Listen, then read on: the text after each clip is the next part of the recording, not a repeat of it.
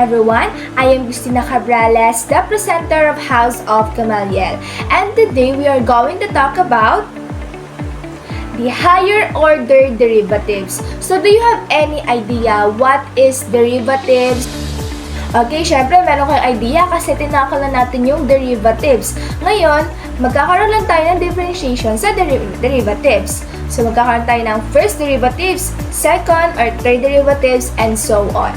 Yun lang naman yung pinagkaiba niya. Kasi hindi na tayo malilito kasi pinag-aralan na natin last week yung derivatives.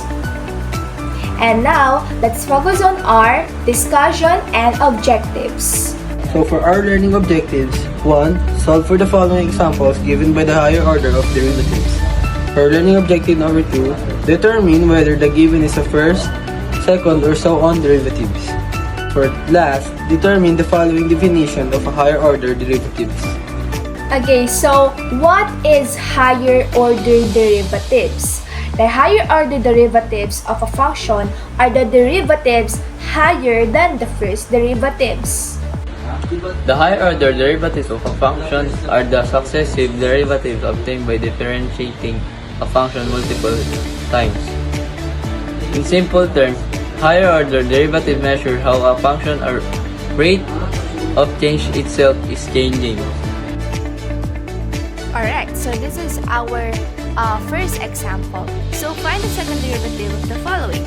Y is equals to x raised to 5 plus 3x raised to 2 plus 4x.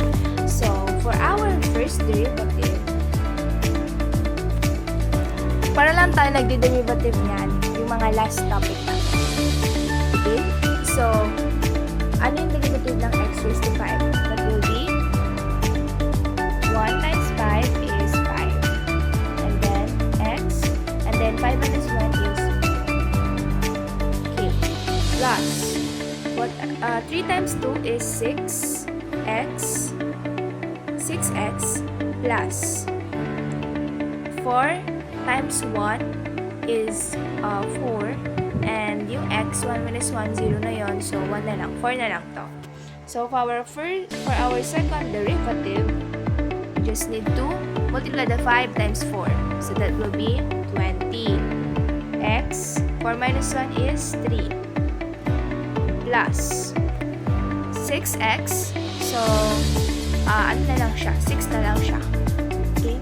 Kasi x, 1 minus 1, kasi may exponent na 1 na dyan sa x, automatic. So, 1 minus 1 is 0. So, x raised to 0 is equals to 1. Kaya, 1 na lang siya. So, 6 times 1 is 6. And this is our final answer. Okay. So, right now, we're just going to solve the third derivative. Nasa taas yan po yung second derivative natin. Ang final answer. So, 48 times 2, ilan yan? So, 48 times 2 is equals to 96. Copy lang, 2x plus 3. And then, 2x plus 3 times 2. So, this is our... So, hindi ba yung final answer? Siyempre, meron pa tayong natitirang 2 kanina. So, 96 times 2, 192. 2x, 2x plus 3. And this is our final answer. So, try this in your own.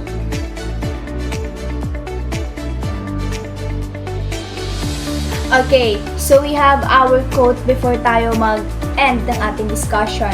Don't worry about where you are. Watch the first derivative by Fred Quinn. So, di ba madali lang yung lesson natin for today? Kasi yung derivatives, pinag-aralan na rin natin last week and napaka-basic lang din yung gawin. So, do you have any more questions? Syempre, wala na. So, I hope you guys try it, yung ginawa nating video kanina, a presentation. So, I hope nakita nyo yun and na-try nyo yun kasi napakadali lang yun. And, so, I hope you guys learned something from our video and sana may mga natutunan kayo. Thank you! Bye!